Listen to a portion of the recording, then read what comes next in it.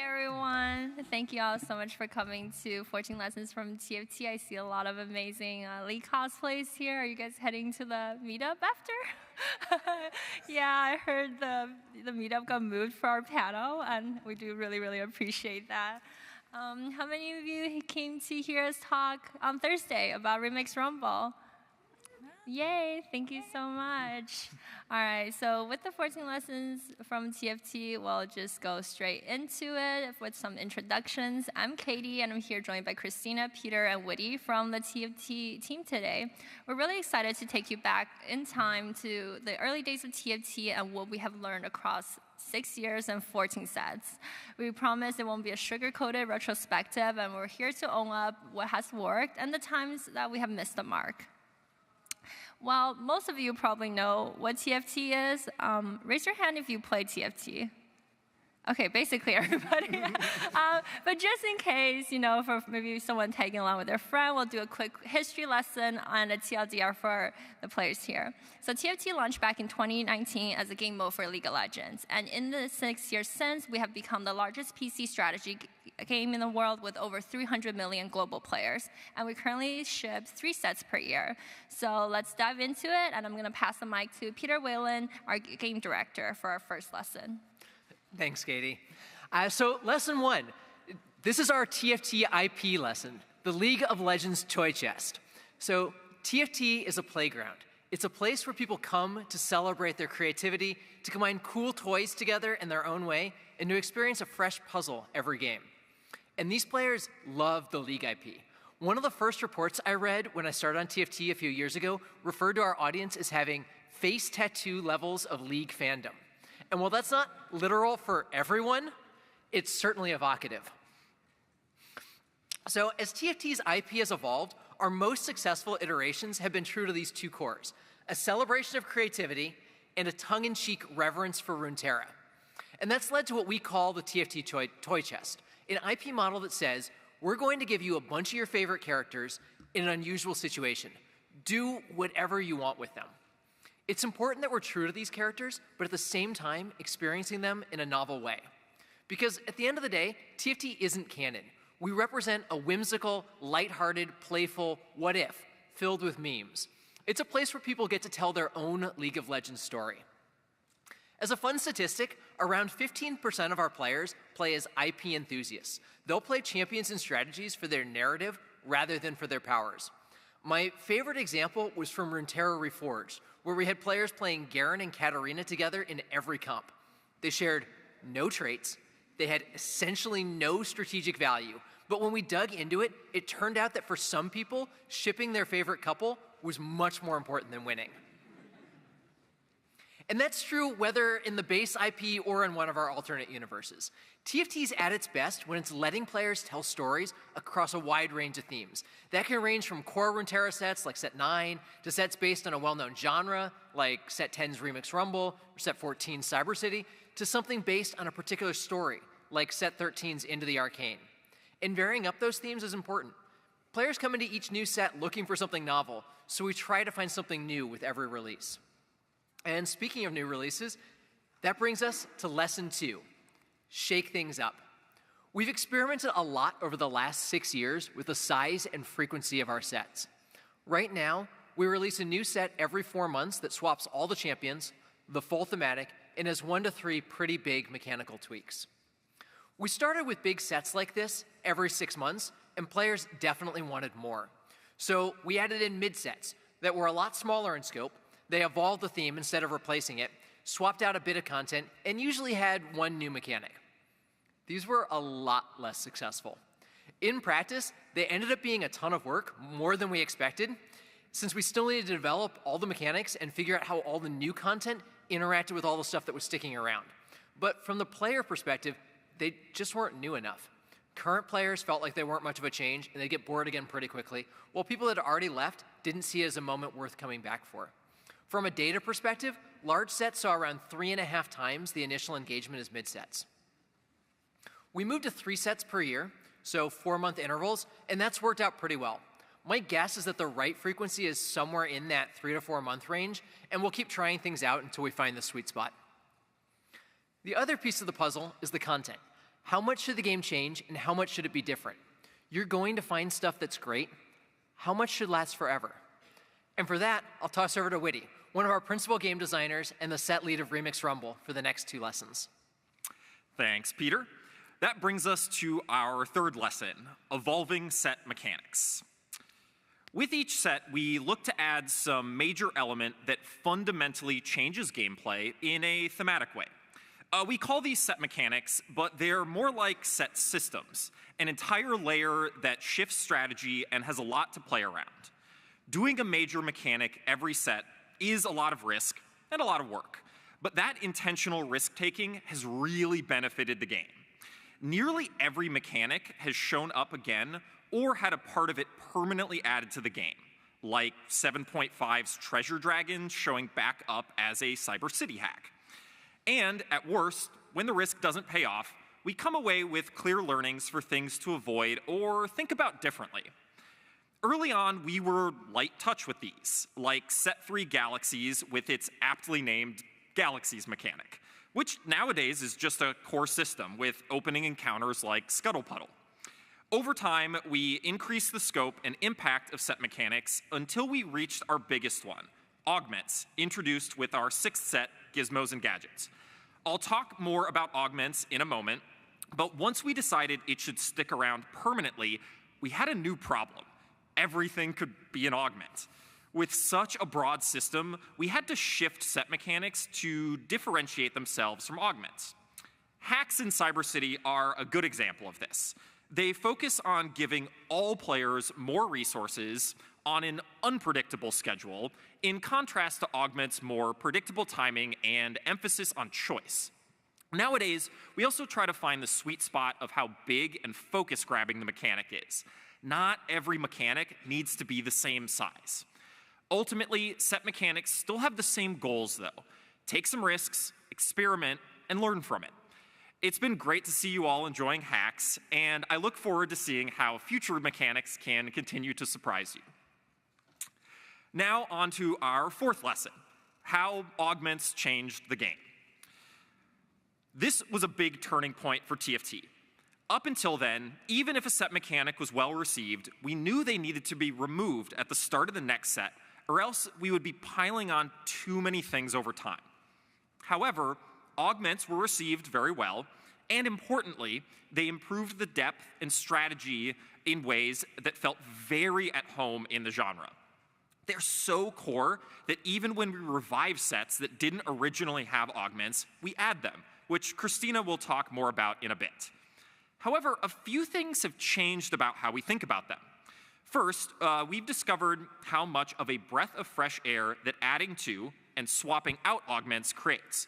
So we've increased the frequency and amount of augments that we swap set to set. Second, we've built out more categories of augment design space to keep them memorable, including hero augment style transformations of individual champions and high-stakes pivot augments like one of my favorites, Golemify. Finally, augments have caused us to shift some of our goals of other systems. They're so good at creating unique and memorable games that we've actually reduced the impact a bit of other parts of the game, like reducing the power of items. Which brings us to the broader lesson of re-examining the purpose and success of a game's core system as the game ages. Things that you thought would be received in a certain way will naturally shift as the game and the player base matures. So it's important to stop down and reassess sometimes. But everyone plays differently, and I'll hand it back to Peter to talk about some different player motivations. Thanks, Whitty. So that brings us to lesson number 5. Winning isn't everything. High-stakes play isn't limited to augments. While plenty of people come to TFT for the deep strategy or to tell their story of forbidden love between Twitch and Kog'Maw, there's a huge group that just wants to go big. They want giant cash outs. They want gold and items raining from the sky in armies of 3-star 5 costs. And for those players, we've got Chunk's Treasure. I'll defer the story of Chunk's Treasure to Christina, but I want to talk about its predecessor, our first ever game mode, Hyperroll. Hyperroll was originally released back in 2021 as a more straightforward, shorter TFT experience that could help new players find the fun fast. It threw out econ, told you to play fast and loose with your gold, and took much less time than a normal TFT game. And that sounded great in theory, but in practice, it ended up being harder for most new players than vanilla TFT. The lack of downtime meant you needed a ton of set familiarity, and the high tempo meant it was pretty easy to get knocked out early. The dream of Hyper Roll was pretty enticing, though. Some players wanted Hyper Econ. For them, we've got Chunk's Treasure. Some players wanted to play at their own pace. For them, we've got Talker's Trials, and some more things in the pipe, including a new, limited-time, progression-focused PvE game mode coming later this year. And some players just wanted something a bit less competitive. For them, we've got set revivals with their own progression system. And so, over time, as we ship more modes, Hyperroll saw less and less play, down now to around 2% of global hours. So we made the difficult decision to turn it off at the end of the Cyber City set. We'll continue to look for ways to hit on the motivations of Hyperroll, of a shorter, more laid-back TFT experience. But for now, we want to continue to invest in a broader range of events and game modes that better serve our players. At the same time, we're grateful to all of our players for trying out and giving us feedback on our first ever game mode. It's thanks to your support that we've been able to try out so many new things and to continue to invest deeply in events and new game modes. And to talk about those modes, let me toss it over to Christina, our lead product manager for events. Thanks, Peter. So on to lesson 6, explore core player motivations. When it comes to developing our own game modes, we approach it from the angle of exploring our key players' core gameplay motivations, and that's really the core of how we do game mode development on TFT. Specifically, modes should serve highly desired but underserved gameplay motivations of our core players. So let's break that down. Since TFT is a strategy game at its core, all of our game modes should scratch that puzzle-solving itch. But what else do players want? Let's take Chunk's Treasure, for example, one of our most popular game modes. It was first released, for those who remember, as a mode for a Lunar New Year event in 2023 called Fortune's Favor. It really juices up the TFT experience. It gives players a ton of econ, ton of resources. It even gives players a high-cost unit to start the game. Players loved it so much, so we've been bringing it back every set since last year. Why do we think this is such a successful game mode? We believe players love Chunk's Treasure because it really leans into the high power fantasy motivation in TFT.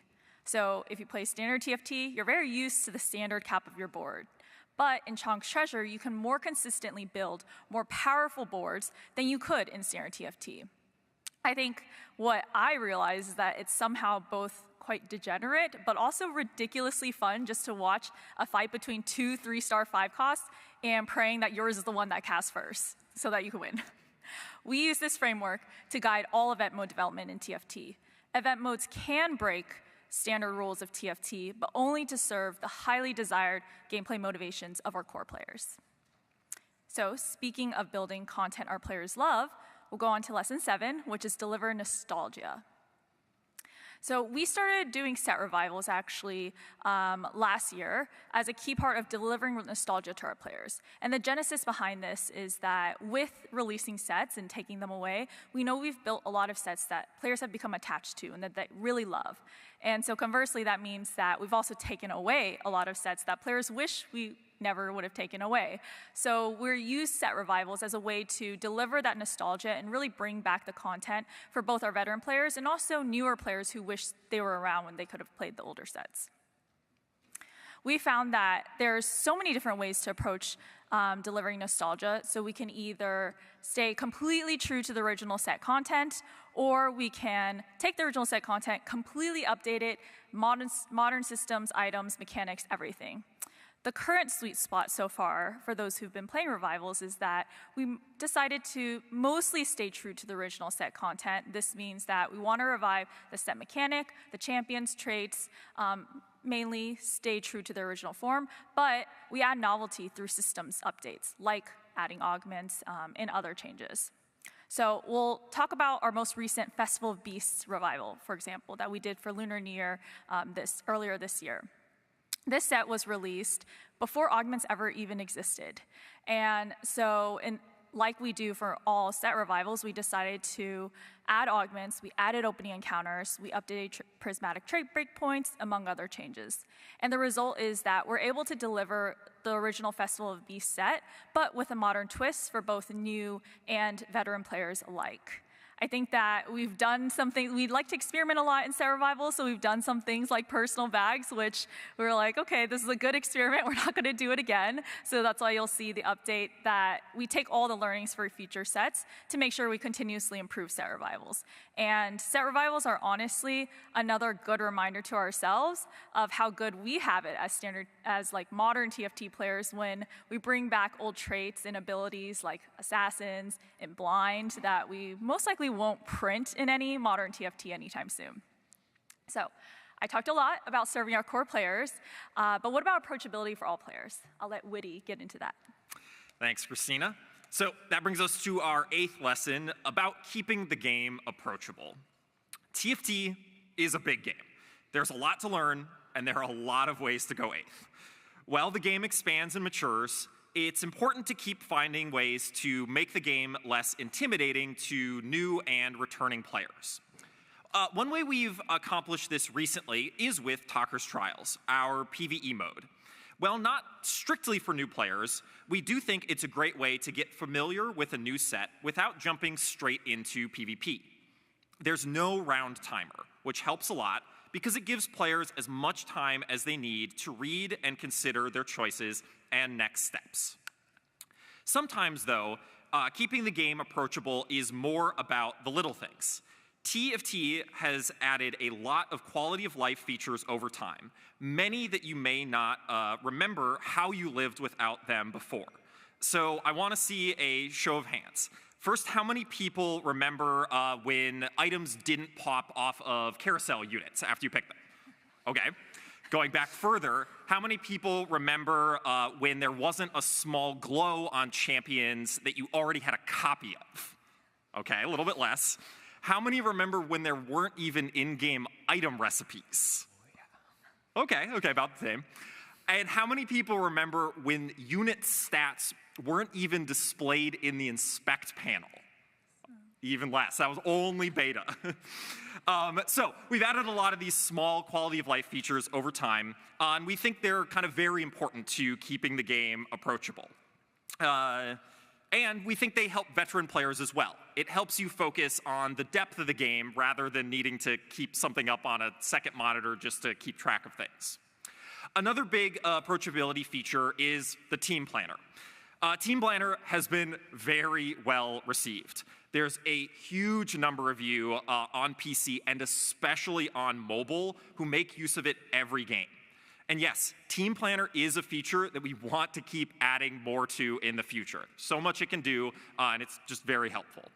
We want to keep the game deep and challenging, so any time that we find ways to help players access that depth, we consider that a win. And with that, I'll hand it back to Peter. Thanks, Witty. So I'm going to return back to talking about IP. For lesson number 9, I'm going to talk about fleshing out the world. While League of Legends is fantastic at building up top-tier champions, and Legends of Runeterra and Riftbound go broad on world building, TFT occupies a unique niche. Sets have over 50 champions, but because of the nature of TFT's drafting, they're all important. That means that we get to celebrate characters that might be too small for League, but give them more screen time than a single card. Take, for example, Into the Arcane, based on Riot's recent Netflix show. League brought in the new leads, Mbessa and Mel, but there were plenty of other interesting and fun characters that you saw on screen. TFT was a great home for them. From the father figure Vander to the terrifying Chembaron of Smeech, players enjoyed getting to tell their own stories with characters they couldn't play anywhere else. And while TFT is great at highlighting characters from elsewhere in the Runeterra IP, we've also had fun generating our own characters. Last year, we badly needed a cute tank. We wanted someone who'd work as a low-cost unit, who was upbeat, and who wasn't named Poppy. Lots of our tanks were serious or scary, and we wanted more variety, especially since we keep making all Yordle origins. Enter Kabuko. He's the first TFT exclusive character, and he's even shown up in League's most recent game mode, Brawl, as a shopkeeper. Players really liked him, enough that for Cyber City, we brought him back with a skin as a new 5-cost cyber boss. And speaking of skins, Let me pass over to Christina to talk about tacticians. Thanks, Peter. So lesson 10, expressing fandom, and specifically through cosmetics. So we make a ton of different type of cosmetics in TFT, but for today, I'll focus on how our player learnings have really shaped how we approach tacticians, our in-game player avatars, over time. When TFT first launched, we wanted to make sure that there was a variety of content types for our players to be accessible for, and similar to what players could experience in League of Legends. So going back to fleshing out the world that Peter talked about, one of the cosmetics we prioritized early on were called Little Legends. So these new creatures have unique personas, and we've developed many different types for our players to engage with. So we have examples here, our beloved mascot Pengu, iconic and spirited Chonk. I don't know how many of y'all have seen one of our newer Little Legends, Docat. And this bottom right's my personal favorite. It's like the chaotic and devious energied Whisker. So as we've invested more in player creative expression, we realized that some players still wanted to express their fandom for League champions within TFT. So we looked to complement Little Legends with a new product. And in 2021, we released one of our most popular cosmetics to date, Chibi Champions. Chibis are very adorable, bite-sized versions of their League of Legends counterparts, and it's just very fitting for the whimsical and more playful nature of TFT. And while chibis are extremely popular, we also realized over time that not all champions fit the chibi aesthetic, and not all players even wanted to just play with chibis. So because we want a wide variety of cosmetics to allow players to express themselves, we started exploring Unbound Tacticians. And these are a newer way for players to express themselves, their champion affinity, more closely tied to the original aesthetic and power fantasy associated with champions. So Unbound doesn't always mean that we're only going to be exploring darker vibes like with Arcane Jinx Unbound and Arcane Warwick Unbound, but also allows us to express more badass vibes like with the recent release of Project Vayne Unbound. Over the years, we've adapted our cosmetic strategy as we learned what players truly loved. And so we'll continue to invest in our current cosmetic categories like tacticians and arenas, but also we've been making newer content types like portals. Ultimately, the goal of cosmetics is really just to give our players more ways to express their fandom within TFT. So, just like how our cosmetics have evolved over time, I'll pass it over to Woody to talk about how our gameplay mechanics have evolved over time. Thanks, Christina. So for these next two lessons, we're going to get into a bit more gameplay history of TFT. And the first one, the 11th lesson, is why we avoid sharp counters. In early TFT's development, we were excited by sharp, clear counterplay being a defining feature of the game. We expected strategy players would feel clever if they were able to size up the rest of the lobby throughout the game and have their choices influenced by whether they could counter particular opponents. Because of this, in set 1 and 2, traits especially had sharply defined purposes, like dragons being completely immune to magic damage, and Yordle's ability to dodge. However, it quickly became clear that we were wrong. Instead, players wanted to focus on their own team comp, and didn't want to worry too much that the fun strategy that they enjoyed playing, or wanted to try out, would be invalidated by other players. The game already had a high burden of strategic choice, so for most people, it was just overwhelming to also need to frequently scout and evaluate whether other players were going to counter them. It was also simply more fun to feel like you could instead go for the strongest possible version of your own strategy, chasing that moment when you got to pull all of the pieces together and have a super powerful version of your army. But moving away from sharp counters actually had some challenges, with Assassins being a good example of this. Assassins as a trait existed for the first 7 sets of TFT with slight variations, always about jumping into the enemy team at the start of combat to counter unprotected, squishy backliners. One thing we think about a lot is fights playing out in a variety of ways. We think things get boring if every fight is a ranged backliner on either side, killing enemies from front to back. And Assassins are a fun fantasy. League has a ton of champions that are all about sneaking their way onto high-priority targets. So we didn't want to take away the idea of assassins entirely, and we didn't make that decision lightly. But at the end of the day, the trait was still acting as a sharp counter to other strategies in every set. So something needed to change. We realized that the assassin pattern simply wasn't a good fit for an entire trait's worth of units. So nowadays, we instead look to other methods to give comps occasional backline access, with things like Prowler's Claw, or individual units with ways to get onto the backline with their abilities. This helps maintain that interesting fight texture and positioning interest I was talking about earlier, but in a less ever-present way. Sharp counters can be a great fit for other games, but for TFT, they don't quite belong. But it took us a lot of trial and error to get to where we are today. Another thing that took a lot of trial and error is items, which is our 12th lesson, all about the evolution of items. This is another system that's changed a lot over 14 sets. Initially, the item system was simply 8-component items that built into 36 standard items. Now we have 2 more components, radiant versions of standard items, artifacts, support items, and consumables. So let's talk about each of those categories and how they fit together. First is standard items. Initially, without augments around, standard items were a lot of the spice and variety in the game. They were powerful, transformative, and very unique to one another. Understanding itemization was a big way to get a leg up on opponents. However, something just didn't feel right. Items were so important that they felt game-defining and often overshadowed champions themselves. We'd sometimes refer to this as playing your items rather than playing your champions.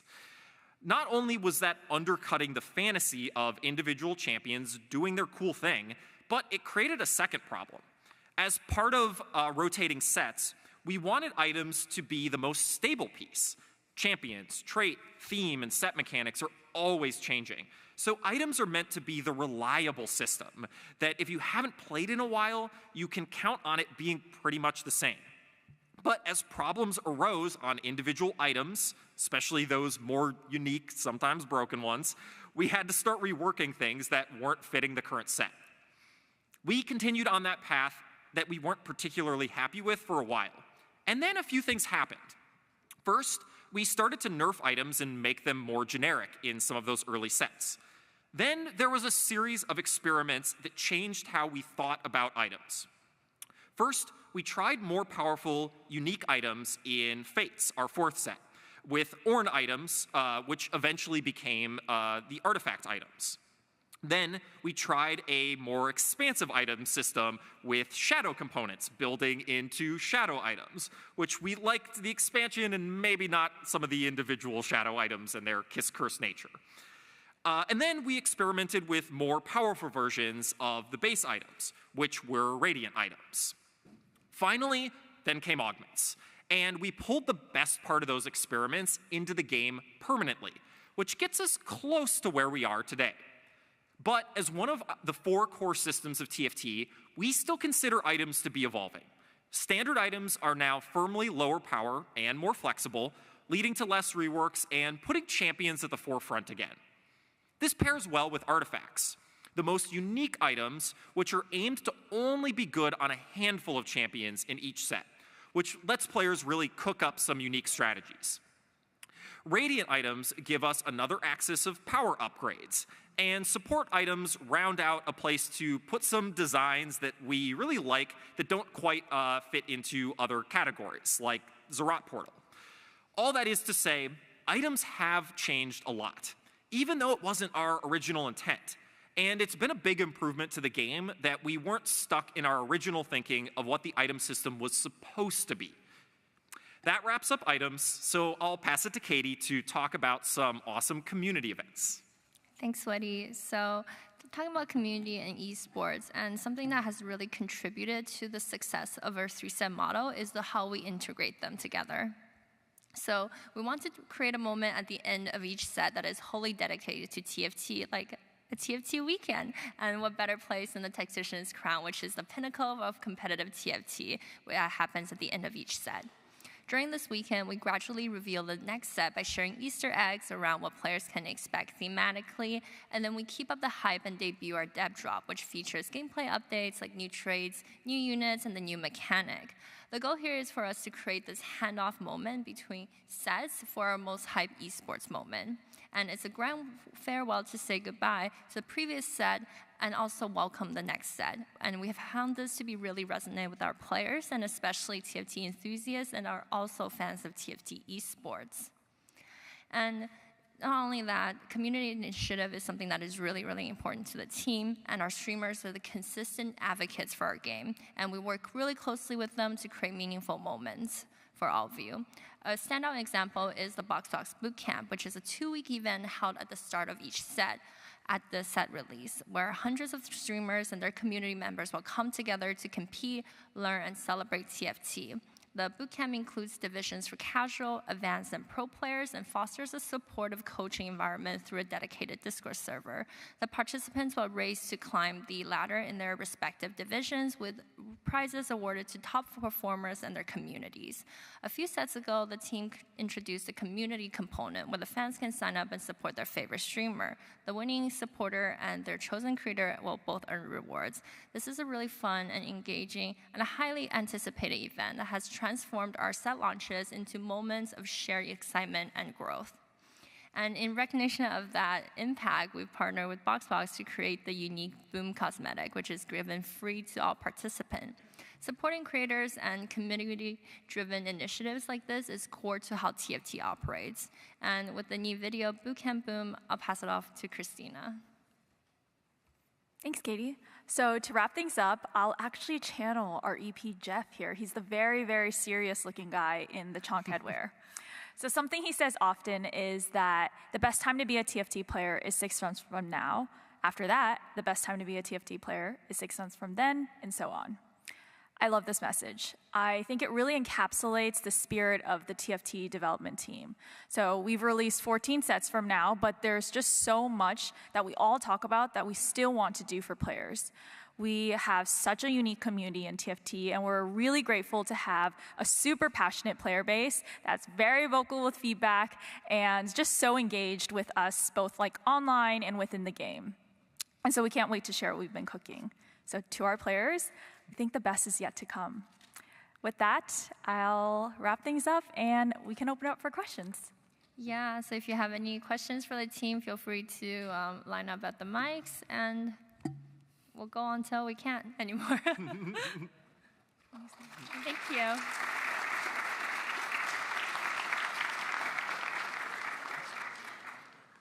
Hello. I was wondering if you see a future for TFT where tournaments or esports are more accessible, either through more open events or private lobbies or Clash-like events within the client itself. Yeah, absolutely. So when we look at, sorry, when we look at esports for TFT, our motto has always been that it's participation first.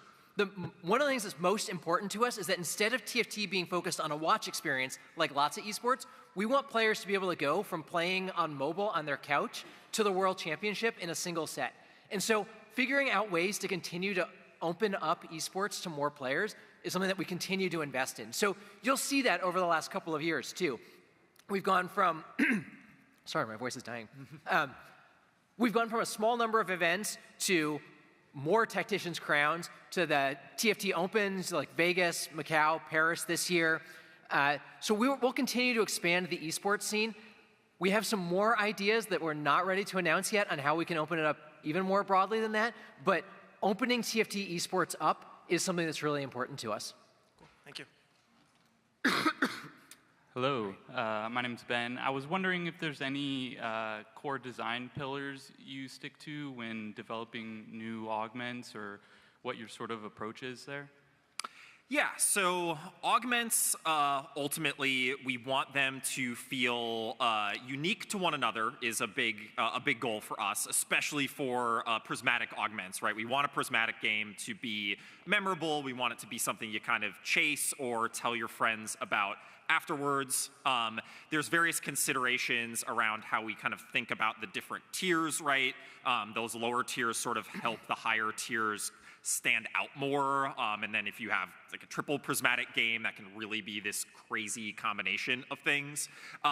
It's also somewhat to what I was talking about with items. It's also a system that kind of needs to play in harmony with other systems, so it needs to not ever get to a point where it totally overshadows the power of champions. It kind of needs to feed back into the thing that is kind of the fun, the core fun of TFT, which is, you know, characters with their individual abilities, doing their own cool thing. And the other thing about augments, I also a little bit talked about this, but want to emphasize it, is we think it's a lot of the freshness of the game, right? We want people to get excited by new traits and new champions, but we've learned more and more over time that we also want players to get excited by new augments with every set. I'm actually really happy with our sort of like hacked augments in the current set, black market augments, how they kind of brought back some older pieces, but we want more like set specific augments. Hero augments has been a good space for us, stuff like that. So yeah, something we keep playing with. Thanks. Thank you. So TFT is obviously a game with a lot of randomness by design. But as the game has evolved and more things like augments have been added to additional systems, I think most people would agree the amount of randomness has only gone up mostly over time. Is there a sense of times where you've gone too far, or a sense of where you want to lever random versus non-random elements in the designs of, you know, current or future sets? Yeah, so I think about this and we talk about it as a team in a few ways.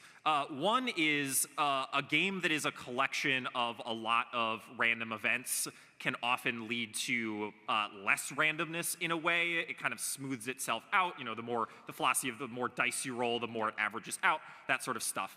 But more importantly than that is we tend to want our random systems to be systems that you still have control over, right? So it's less of the stuff you've seen us kind of move away from, more random, like targeting in combat is a big thing we've moved away from, or just kind of getting like screwed by, oh, this spell was mid-flight and then this unit died so it did nothing.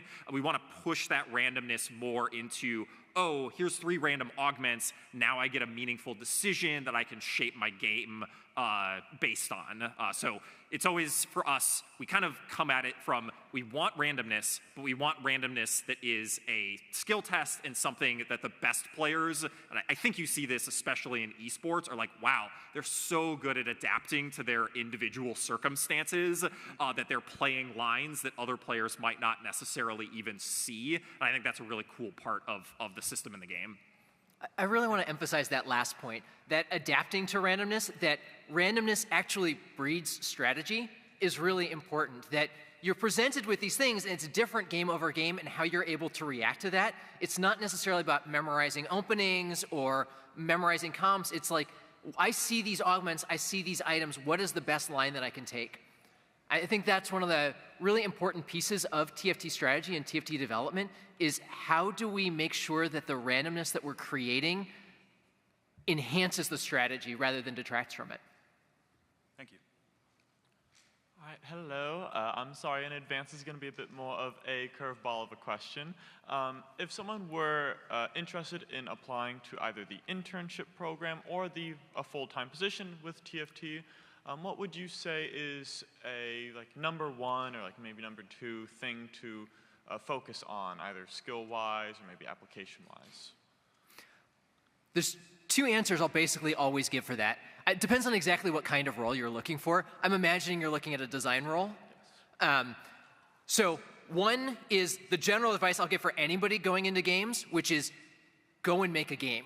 The single best skill for us to see is, hey, I shipped this thing. It can be something tiny on an app store. It can be something really small on a website. You can just say, I had someone once in an interview bring in paper cards that they had printed out and say, hey, I made this game. Do we have 10 minutes at the end of this interview? And we can just play back and forth. That kind of stuff really helps. Both initial idea generation for a game, but also how did I iterate on it? How did I test it? And then how did I finalize it and get into a place where I was actually comfortable shipping it?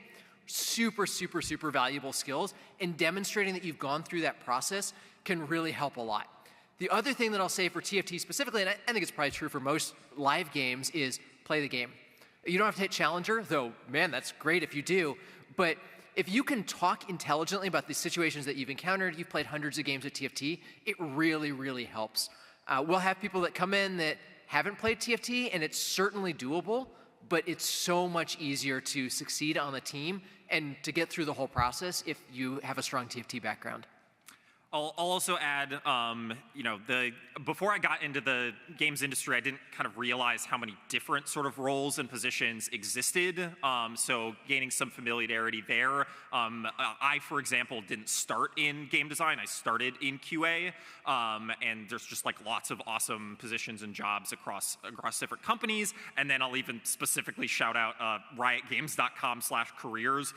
The whole company spends some time making sure that's like accurate and up to date. So if you check that out, you'll be able to see like, hey, what are the actual roles and like expectations that the company and the TFT team is hiring for? And TFT does have lots of roles open right now. It's a great team. If you have a good skill set match, we'd love to have you. And for design positions in particular, I think we'll be opening up some of those in the next month or two.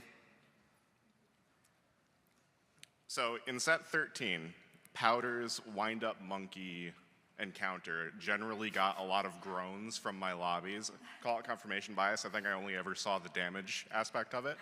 What's the internal discourse like when there's a mechanic that just kind of feels bad? So I actually think that TFT's at its best when it has high moments and low moments. And so, yes, we absolutely do not want most encounters in a set, or even 80% of encounters in a set to be, oh, really? Stillwater Hold is my favorite example of this. When we were doing the portals for set 9, the amount of internal games where somebody got Stillwater Hold and they're like, this is dumb, you guys shouldn't ship this, no way, this is the worst thing ever, was actually frighteningly high. But the number of stories that I've heard from people playing set 9 where it's like, no, 7 of us stood on the fun portals and that one guy stood on Stillwater Hold and it went there. I'm the one guy. Great. Those are memorable, and having those memorable moments where you have this emotional connection to the game, I actually think is really important, even if some of those emotions are negative. And again, we don't want that happening in 95% of games, but having that happen a couple of times a set, like you said, I think that's really healthy. I think it's good for people to have things that they're latching onto and remembering. And just being put into different scenarios that they maybe wouldn't have wanted to be put in otherwise. Awesome, thank you. Yeah. I think Double Up is probably my favorite game mode, just for the co-op aspect, and it's helped me introduce a lot of friends to TFT. I was wondering if you had any lessons or interesting stories around the development of Double Up.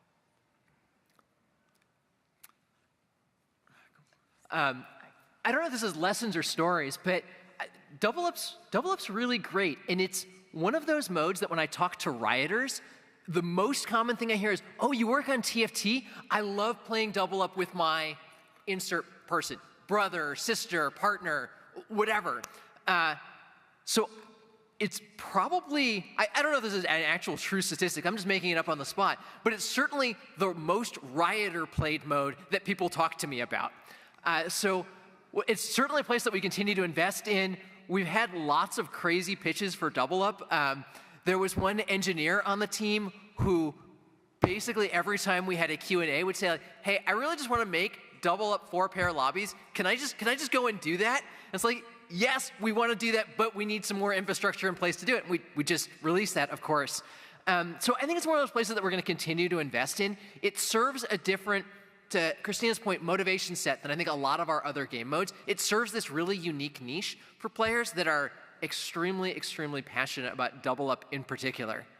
Yeah, and just to add to that, what's interesting about Double Up, I'm also a huge Double Up fan, I love it, is that we've seen most players actually tend to play with a partner. So people don't typically queue Double Up solo. Of course, that's possible and it happens, but when I play Double Up, I don't know about you, it's like I see so many people loading in, matching tacticians, just to intimidate people, completely the exact same elo, meaning they only play with each other.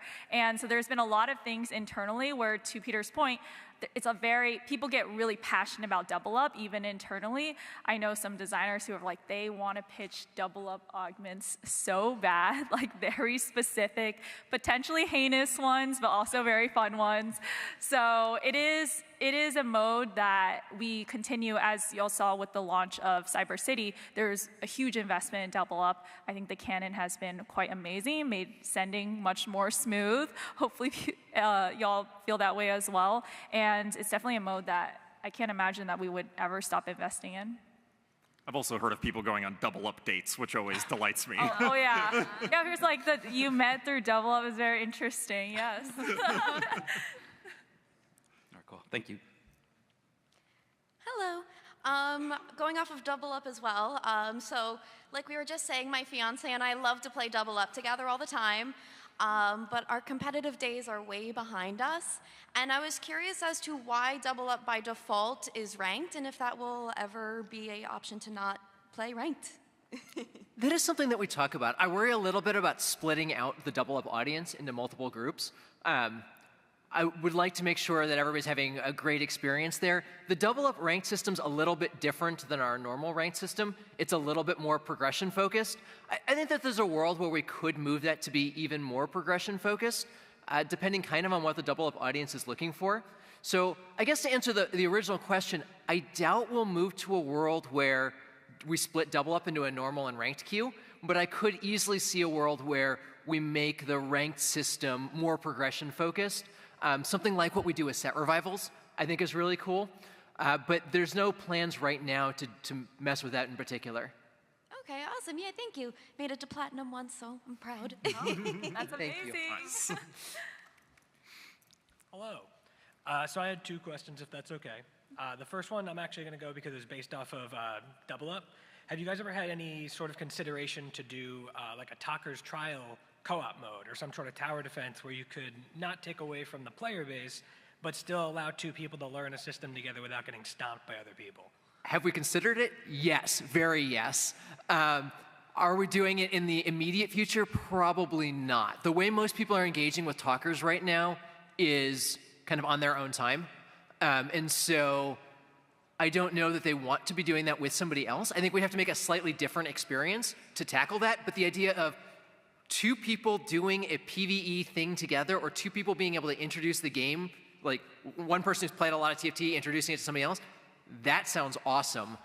We do see a fair amount of like screen sharing kind of stuff, or the very physical screen sharing of like, I'm just gonna stand over your shoulder and tell you why what you did was wrong, kind of approach to learning. So I guess that was kind of a long rambling answer. This is a space that we think is really cool. We have to figure out the right way to approach it, and whether that's through talkers or through another lens, we'll see. PvE as a whole is something that we're very interested in. I just mentioned that we're doing a progression-focused PvE mode later this year. That'll be limited time. I'm very excited for that. Christina, I know, is very excited for that. She's been leading that project. So that's definitely a space that we'll continue to look into more deeply. Cool, awesome. My second question was with another spin-off like Wild Rift. They have like unique cosmetics. Has there ever been a thought to make unique cosmetics for TFT, or even for people like Kabuko who only exist in that one space? Sorry, like unique Kabuko skins for TFT, or to use the Wild Rift cosmetics? So more for like, I guess for chibis, and like characters that come out that you could purchase where it's like, oh hey, this is the chibi skin that's exclusive to like a TFT set that you wouldn't see in regular League. For sure. There's no reason that we wouldn't. I think TFT has lots of space to explore what cosmetics we can do.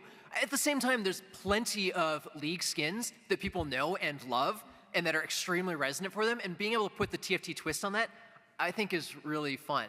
Yeah, and if you think about it, actually, we did do one recently with Into the Arcane with the Arcane superfan Annie, the Prestige Annie. Yeah. So it's I know for our cosmetics team, they have a lot of fun exploring new like skins, whether it's you know, League skins or even drawing inspiration from like Wild Rift skins, but also that is a space that our cosmetics team definitely wants to explore, is like building TFT unique skins. So it's a lot of work, but our cosmetics team is pretty amazing, and so I'm sure that they'll continue to like go in that direction probably. Yeah, I think there's in fact a chibi coming out soon that has a very unique TFT specific skin, but I'm not going to spoil anything. So ominous. I think just as a whole, TFT likes experimenting with things. Like Whitty mentioned, we just try things out. And if people like it, we'll do more of it. And if people don't like it, we'll just not do it anymore, or we'll do less of it. I think that's true on mechanics. That's true on cosmetics as well. Awesome. Thank you very much. Hello. I've actually never played TFT, but I find the iterative development process you're using pretty interesting. So I was wondering, does the current set incorporate data from the previous sets? And if it does, how do you go about processing the feedback you get, drafting solutions, and then testing them in such a short, I think you said 3 to 4 month time period? I can speak to this. Kind of two things come to mind. If you haven't seen them, if you're not as much of a TFT player, we actually put out a learnings article after every set that gets into some pretty specific detail about what happened with the set, things that went well, things that went poorly. On a more like timeline basis, the general way that we approach it is that we try to get ahead. So, the development of the next set does not start right after the next one launches. We kind of have them on a rolling schedule and multiple teams, but we try to make sure that there's room at the end so that as the previous set is getting into players' hands and we're getting that real-time feedback, that we can sort of make those adjustments on the fly. It's actually a pretty big advantage that I think we have in the strategy space as a digital game that can kind of change things at the last minute or patch things as necessary compared to something where you need to like print it out and ship it to distributors. We try to integrate learnings constantly, and again, we're always looking for player feedback, so yeah. Cool, thank you. Hi, my apologies if you answered this Thursday, but I'm curious if this kind of interactive music sound design that you have with Remixed Rumble is something you've explored bringing back for a set or integrated more into like the base gameplay of like TFT, because that was something that like I loved. Yeah, so just for everyone's awareness, the music set Remix Rumble is coming back as a set revival. So anyone who didn't get to experience that, what we call the music remix system, you can play it on live very soon. We haven't talked as much about a way to integrate that into base sets. It was much more practical to do it when we were saying, hey, literally each of these groups of characters represents a very clear genre of music, like K-pop or country or disco, but I wouldn't say we would never explore it. I think it's a good question and something there's definitely interest in. Thank you. People liked it a lot. Makes it more likely to come back at some point. Thank you. Hello. Has there been any thoughts on adding new components to TFT? Like item components to make like a whole new set of items? We just added a frying pan, yeah, right? Frying pan was recent. I think frying pan has gone well. I don't know that we would ever completely rotate like a huge chunk or all of the components. That kind of speaks to that, like, we want items at the end of the day to be the most stable piece. But we are still changing items as necessary. So probably not a full thing, but we'll keep tweaking. Thank you. Hi. I'm curious about what the drawbacks are for keeping an underperforming mode such as hyperroll in the game. Mostly resource investment from the team. So there's only so many things that we can do at any given point in time. And so the question is, where are those people spending their time and their energy? If we invest resources in updating hyperroll, there's a bunch of changes that we need to make for every single set. We can spend it there, or we can spend it on developing new modes, whether that's investing in set revivals, investing in making the sets bigger and better, investing in set revivals. There's a whole bunch of different things that the TFT team's excited about. We have no lack of ideas for cool things that we can do, so it's just a trade-off between, are we doing these cool new things? Are we making the things that we have right now better? Are we investing them in updating existing modes? And so when we looked at something like hyperroll, the play hours for it has continued to go down, the number of people that were playing it, the number of games, so that it's around 2% of total hours right now. And looking at all of the data around that, we wanted to invest that time and that effort that we were putting in there into things that were going to appeal to more players and that more people were going to interact with. Awesome. I'm really looking forward to PvE. Thank you. Thank you. Hello. So it's set 14, so it's been 4 sets since you guys have swapped to doing 3 sets a year versus having 2 sets in a mid-set. Obviously, there's some gains you guys had of having maybe a longer development time for each individual set, but have there been any unexpected challenges of swapping to that new format? One thing is just the faster turnover of theme. I wouldn't even call it a large challenge. We have a lot of themes that we're excited for, and different ways to kind of re-explore different skin lines or kind of do things that are similar but different to previous sets, like Inkborn Fables kind of having pieces of Fates but being still pretty different. But that's a challenge, honestly, that we're really excited to take on, because again, there's just so many themes we want to get through. But other than that, I think it's just gone really well. And like Peter said, we want to get that cadence right, but it's either probably that or maybe a little faster. We'll see. Thank you. That was the last question. Thanks, everyone. We really appreciate you coming out and hearing us speak. We're going to hang out in room 205, which is the room next door. If you want. Sorry, 204. Almost got it right. If you want to come chat with us for a little bit, and then maybe we can head to the cosplay meetup together from there. So we'll see you in a bit. Bye. Thank you, everyone.